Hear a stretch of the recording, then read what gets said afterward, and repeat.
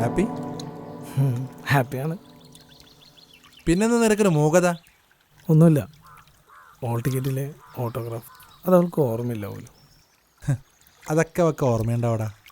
പിന്നെ പറയാത്തയാ, നമ്മളെല്ലാവരും സ്കൂൾ ലൈഫിലും അങ്ങനെ ഒരു ഫ്രണ്ട് ഉണ്ടാവും.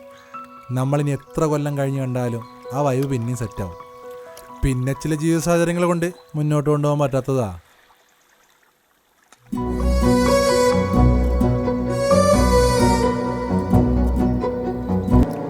നിങ്ങളെ ലൈഫിൽ അങ്ങനെ ആരെങ്കിലും ഉണ്ടോ?